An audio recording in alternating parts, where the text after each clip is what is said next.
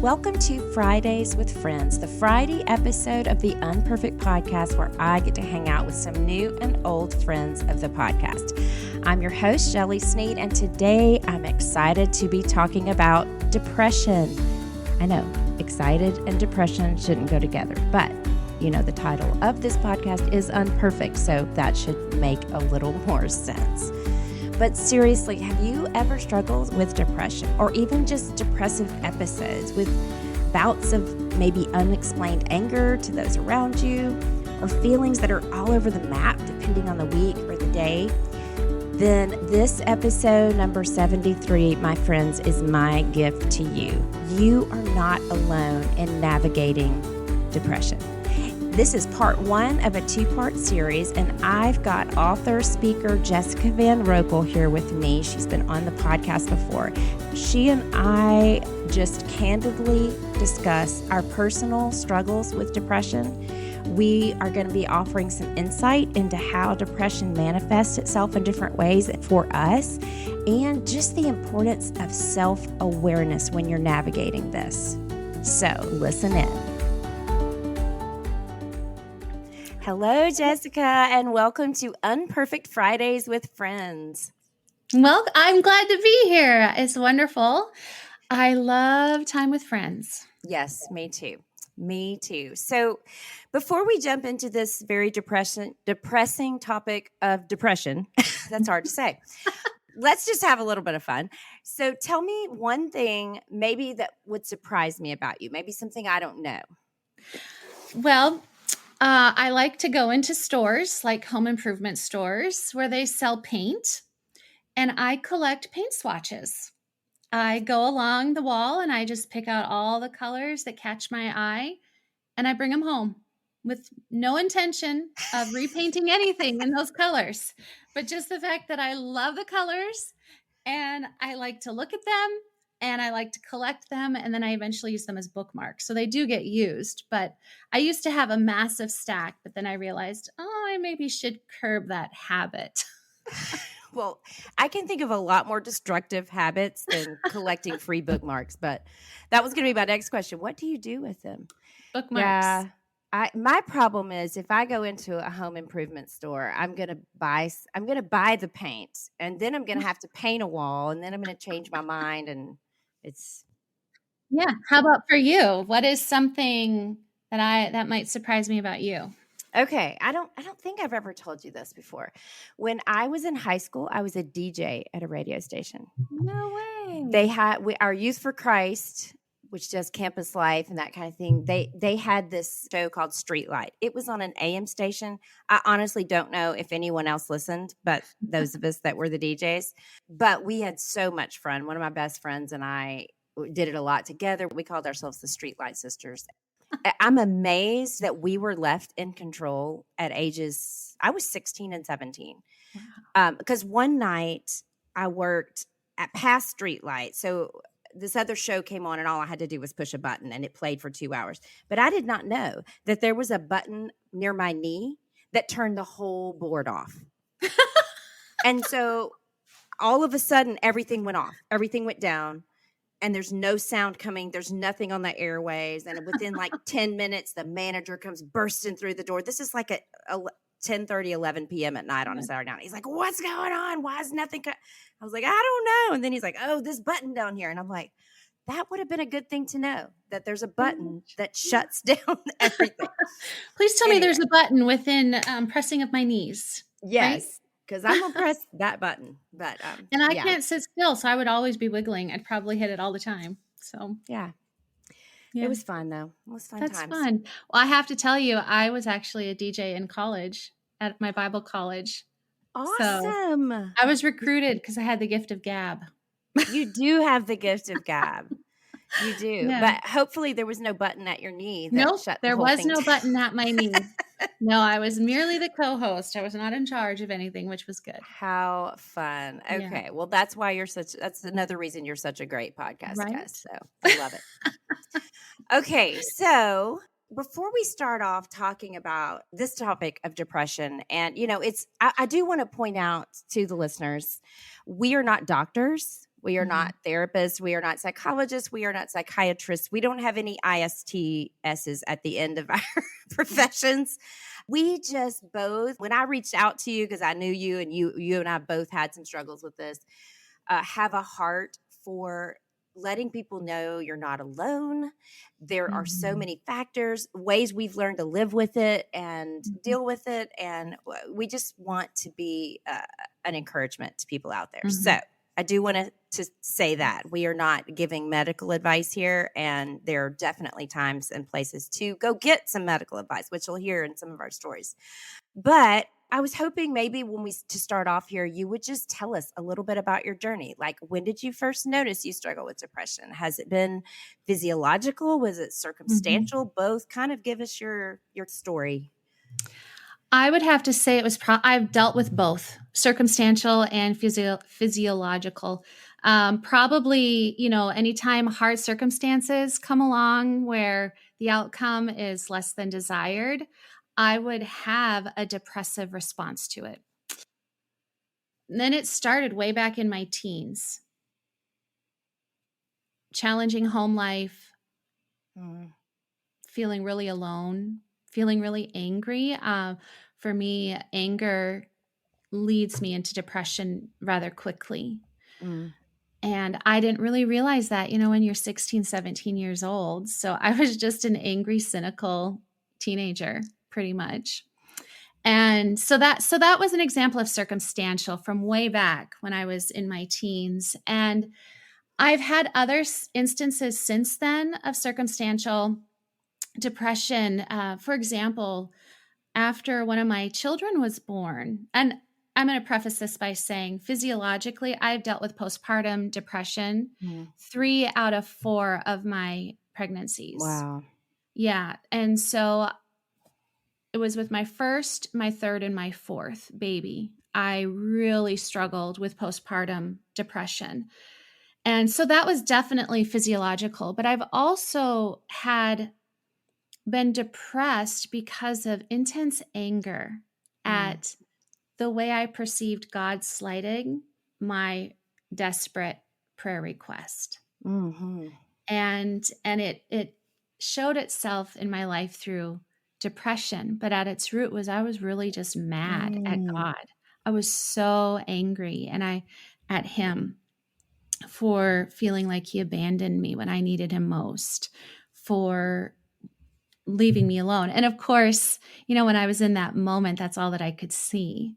And I don't feel that way now. And he brought me through it. He's so sweet and kind and gracious to show that to me. And then throughout my adult life, after, my kids are all young adults now, I have had moments of circumstantial, I guess we could call, and physiological, because I've struggled with seasonal affective disorder for many, many years. And so I could usually count on feeling really blue and depressed January, February, and first part of March. And then as the days lengthened, as the weather warmed up, I live in the Midwest. We have the extreme temperature. We have incredibly hot summers and incredibly bitter winters. And so with this seasonal affective disorder, there is no color in my world. I live in the country. And so if there wasn't snow on the ground where we had white ground all around and white sky, it would either be brown ground and white sky. Right. And I collect color swatches. I love color. Yes. I wear colorful clothing. And so that does make a huge difference. So my journey with depression really it's come and gone throughout my adult life. Postpartum, worked through that, feeling angry with God and working through that, seasonal affective disorder and working through that. So I'm no stranger to depression, but I'm also not held hostage to it either. Right. Yeah, that's huge. That's huge. And you said several things I just want to point out. and comment on. One was the anger. That's so fascinating that you said that, because that leads you to, or has in the past led you to depression. Mm-hmm. And for me, and I had to learn, it was a symptom of my depression. Like I Mm-hmm. would just be yelling at my kids or just so frustrated with them. Like I had no fuse. And it's taken me a while to look back and go, oh, wait, okay, I know why I'm being like that today. Mm-hmm. It's not, they aren't really horrible people. I'm Right. just, I have no fuse, where usually I might have a longer fuse. And then the seasonal affective disorder, which I don't have that disorder, but I can totally relate to that. Like winter, I have to really prepare myself. Mm. If it is sunny outside, I'm out there, but there's something about the sunshine coming through. Yeah. And I'm in North Carolina. We don't have bitter winters, but it's bitter enough for me that it's like I need sunshine. There's something, and I've had to make sure I have my vitamin D checked Yep. and make sure that I'm not deficient in that, because that's been a source of some of my depression in the past. Sure. It's just some of these deficiencies that different seasons will allow. And I love what you said about the anger, like looking at the roots. I just wrote down, what are the roots of my Mm. depression? I think that's a really important step as we're thinking about it, or we're kind of doing some self-analysis. Yes. Yeah. And it wasn't like I just discovered that like in a day. I mean, I was it was right after I had my third baby. So I was dealing with postpartum. So physiologically, I was Right. just, having a baby, it's hard on your body. It's hard on your Absolutely. hormones. It's hard on your emotions. I had a very difficult delivery with him and a very bad experience with the hospital staff. And so I was depressed for many different reasons, and I can remember being in the delivery room, just crying out to the Lord and saying, where are you? And the thing is I am not going to say that everybody's experience with depression is tied to a response of expectation of God working in their life. I would be Sure. remiss. That's where the church has really gone wrong with dealing with mental health and depression, is that it is not always a spiritual issue. In fact, I'm going to have to say most of the time, it's not a spiritual issue. It's physiological, or it's my inability to truly surrender to where I'm at right now with what God has, where He has me at in this moment. So for me, that has been my experience. But tell me about your journey with depression. Yeah. So when I was a kid, I actually suffered from performance anxiety. Like you, we're Mm, both singers, and I was singing from the time I was old enough and playing piano to get up on a stage. And I didn't even realize that was an issue. We just kind of tried to put a Band-Aid on it and keep going. mhm, And, mhm. but it would come up later in life. So I think anxiety is tied to depression very Mm, strongly. It can be for some people, mhm, and it definitely was for me.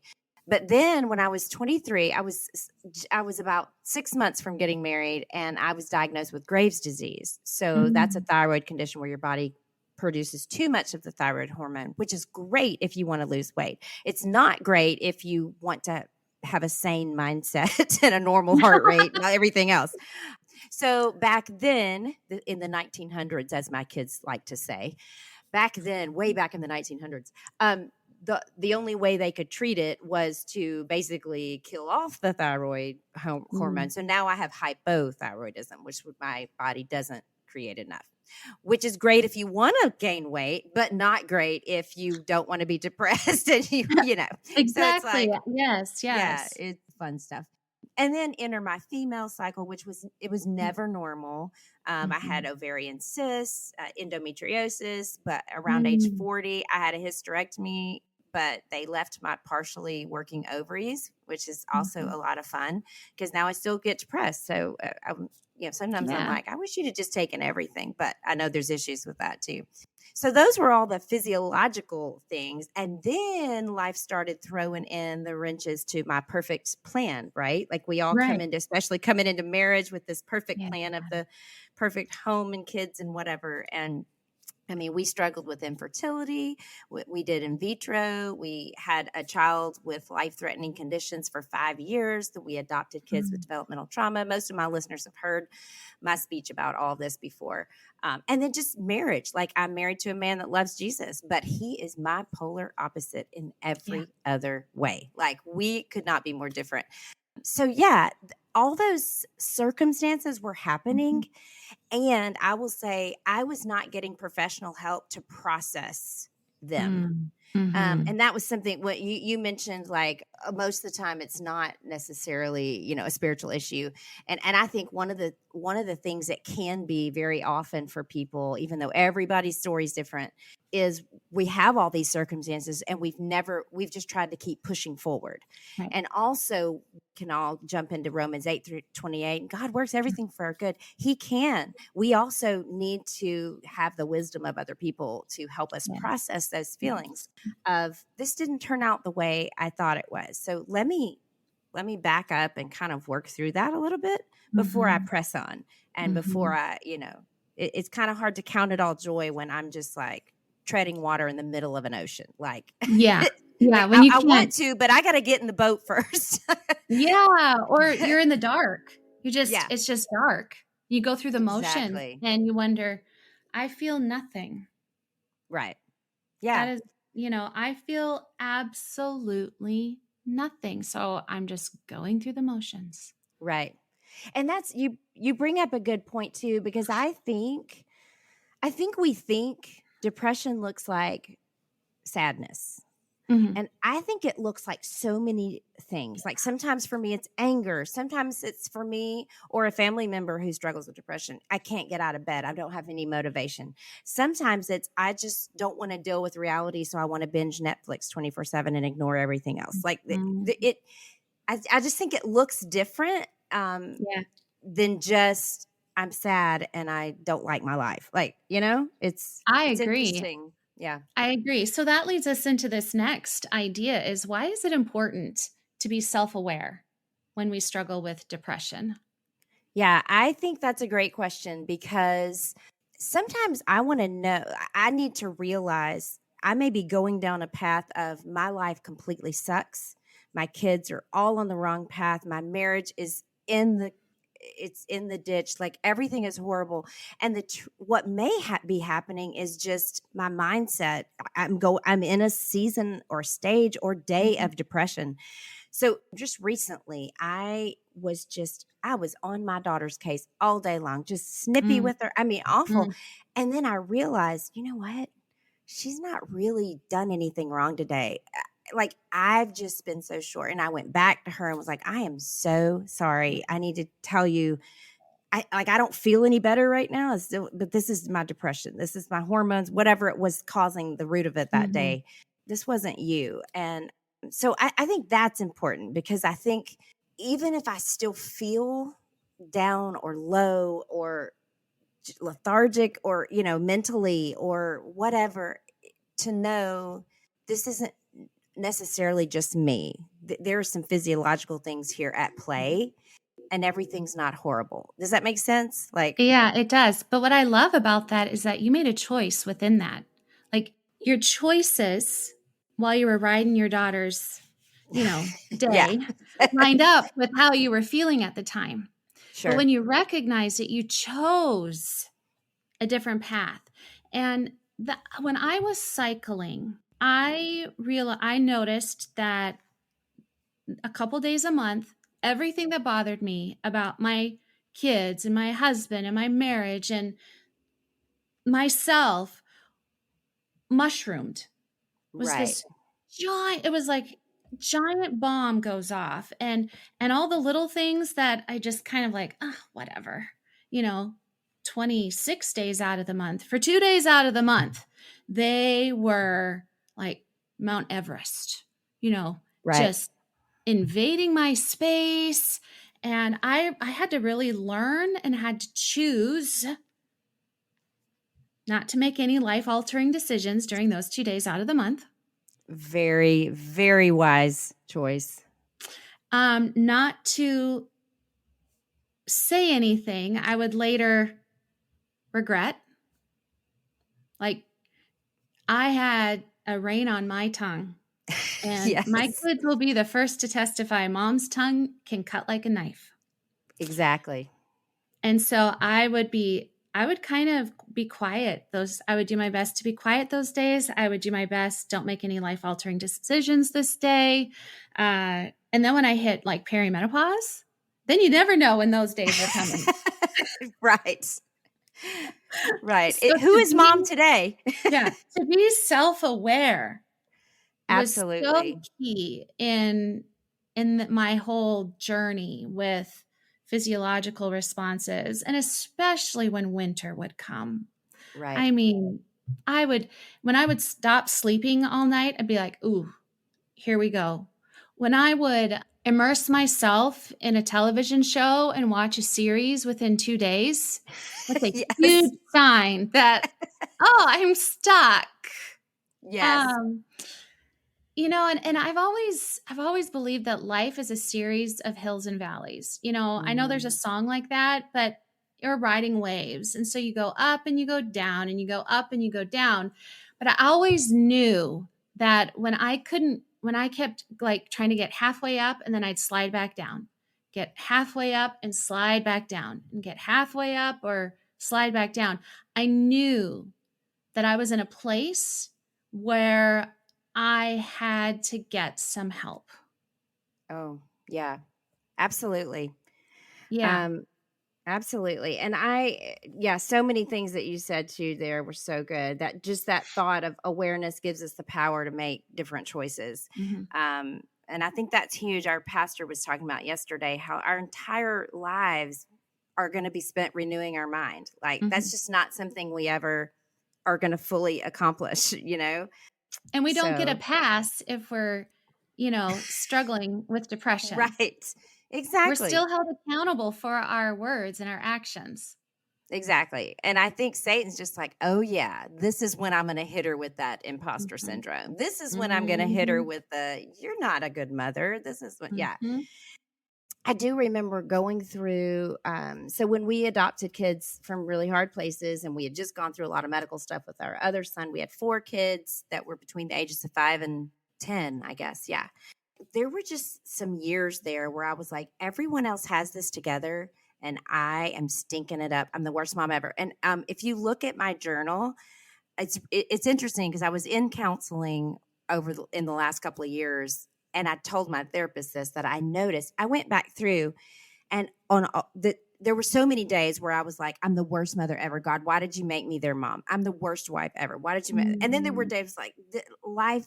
I love my life. Thank you, Jesus, for it. Like, it's like you're talking about the up and the down, the up and the down. Yeah. But I could look at the dates and it was cyclic. Like that was the aha moment for me, was if I had taken time to realize that and look back through and maybe had the knowledge I know now, I think I'd have been easier on myself. I think I would have gone, this is a little more, yes, I'm in a hard season, but this is also, there's some physiological things at play that I have no control over.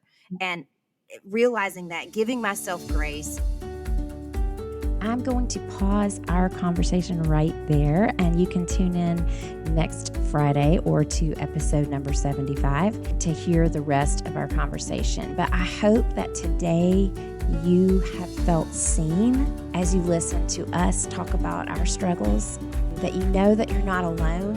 And I pray that you've been given a few nuggets that you can take with you. Maybe it's paying more attention to your body and your mind and what they're trying to tell you by just really being aware, self-aware as we called it, that you'll give yourself some grace, that you feel empowered and enabled to seek professional help if you need it. Tune in next week. We are going to talk about some more proactive things that we do to combat the effects of depression that they have on us. We're going to also cover the role that medication and counseling have played in our lives, and the spiritual component, the role that it plays in this journey, because ultimately our hope is in Jesus alone. You can find Jessica at welcomegrace.com.